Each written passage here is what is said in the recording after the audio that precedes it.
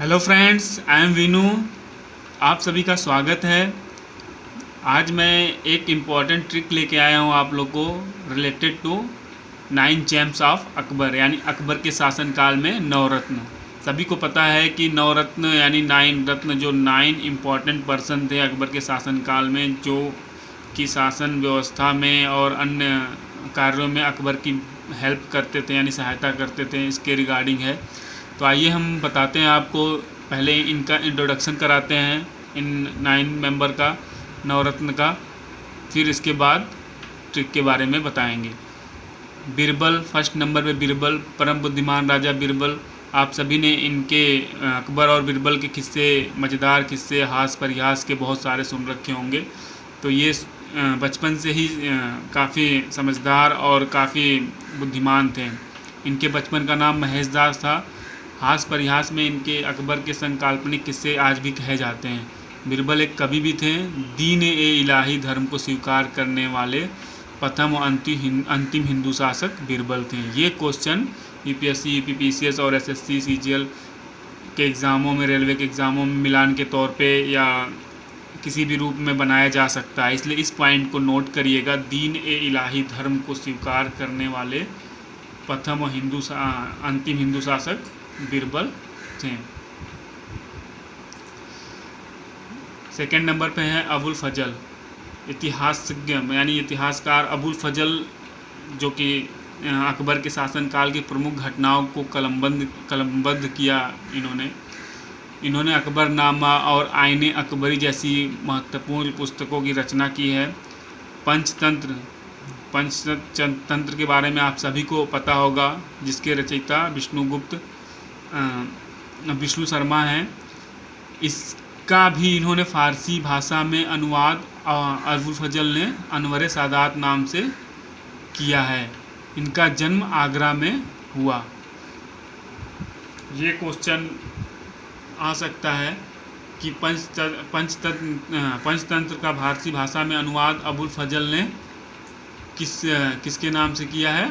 अनवर सादात नाम से ये पूछा जा सकता है कि फारसी भाषा में जो अनुवाद किया गया है उस पुस्तक का नाम क्या है? अनवर सादात। इनका जन्म आगरा में हुआ था। नेक्स्ट है, थर्ड नंबर पे है हमारे तानसेन। जैसा कि सभी को पता है लगभग कि संगीत सम्राट तानसेन अकबर के दरबार के एक विलक्षण संगीतज्ञ थे। इनके बचपन का नाम रामतनु पांडे था। अकबर ने इन्हें कंठाभरण वाणी विलास की उपाधि दी थी। ये बहुत कई तरह के राग गाने में निपुण थे। फोर्थ नंबर पे है राजा भगवान दास। भगवान दास आमेर के राजा भारमल के पुत्र थे। उनकी बहन का विवाह अकबर के साथ हुआ था। अकबर ने उन्हें 5000 मनसबदार बना दिया था। उसने अनेक महत्वपूर्ण युद्धों में भाग लिया था। वह एक सत्यवादी, साहसी और पराक्रमी व्यक्ति थे। आप सभी को पता है जोधा अकबर मूवी भी आई हुई है, तो जोधा, इनकी बहन का नाम जोधा ही था। 5 नंबर पे हैं अब्दुल रहीम खान खाना। ये अकबर के दरबार में राजकवि थे। नेक्स्ट है 6 नंबर पे राजा टोडरमल। टोडरमल के बारे में भी जिक्र है बहुत अच्छी तरह। उन्होंने कई पद्धतियों का निर्माण भी किया है, जो कि भूमि माप से रिलेटेड है।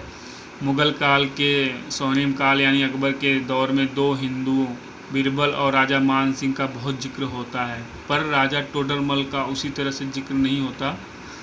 हालांकि वे भी अकबर के बेहद करीबी थे। वे उनके दरबार में राजस्व मंत्री मतलब दीवान थे। आप सभी लोगों को पता है कि राजा मान सिंह और बीरबल के बारे में सुनते हैं, बट जो लोग हिस्ट्री अच्छे से पढ़ते हैं उनको टोडरमल के बारे में भी पता रहता है। तो उनके 6 नंबर के जो 9 रत्न में से थे वो राजा टोडरमल थे। और किस पोस्ट पे थे वो? दीवान पोस्ट पर, यानी राजस्व मंत्री। 7 नंबर पे हैं राजा मान सिंह। राजा मान सिंह अकबर की सेना के मुख्य सेनापति थे। कहा जाता है कि हिंदुओं के प्रति अकबर के दृष्टिकोण को अधिक उदार बनाने में मान सिंह का महत्वपूर्ण योगदान था। सबसे ज़्यादा योगदान तो विवाह संबंध स्थापित हो जाने से काफ़ी भावनाएं चेंज हो गई थी और राजा मान सिंह और जो पीछे बताया मैंने भगवान दास, ये लोग दरबार में काफ़ी चीज़ों को मोटिवेट कर देते थे जो कि हिंदुओं के प्रति अकबर के दृष्टिकोण को अधिक उदार बनाने में सहायक सिद्ध हुए।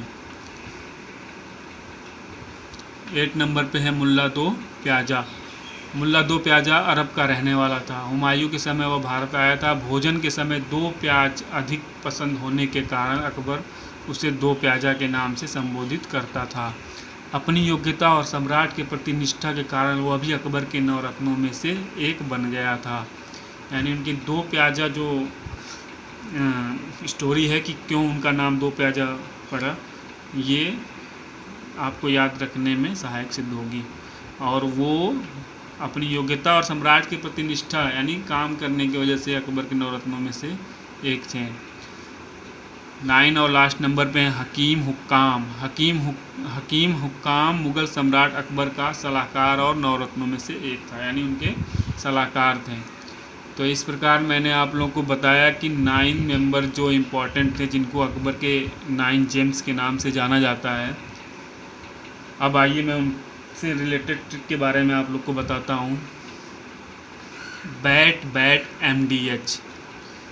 इस ट्रिक को याद करने के लिए आप सोचिए कि MDH मसाला बनाने वाले चाचा जी के पास एक बैट है जिससे वो मसाला कूटते हैं। आप लोग अक्सर टीवी में प्रचार के तौर पे देखते होंगे, एक दादाजी टाइप के, चाचा जी टाइप के आते हैं वो।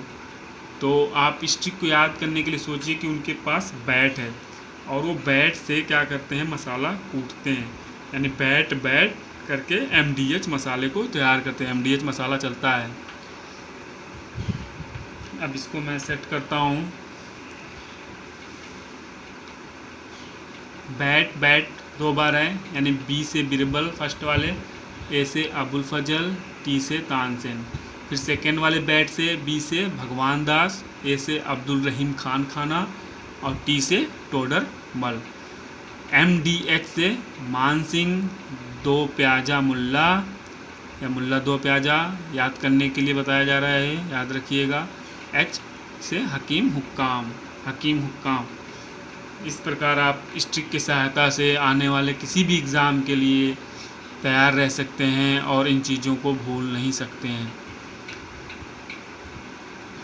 और मैं जल्द ही और भी अच्छे ट्रिक लेके आता रहूँगा आप लोग के सामने। और मैंने एक कोर्स लॉन्च किया है जो चल रहा है, अभी उसकी 4th पार्ट कंप्लीट हो गया है, कॉन्स्टिट्यूशन के अकॉर्डिंग है। अभी हिस्ट्री चल रही है, किस प्रकार से पिछले जो अमेंडमेंट यानी एक्ट रहे हैं, रेगुलेटिंग एक्ट चाहे चार्टर्ड एक्ट, उनके बारे में विस्तार पूर्वक बताया जा रहा है। तो उसको भी आप लोग देखिए और ज़्यादा से ज़्यादा सब्सक्राइब कीजिए चैनल को, ताकि इस वीडियो की नोटिफिकेशन आप लोग के पास पहुंच सके। Thank you so much.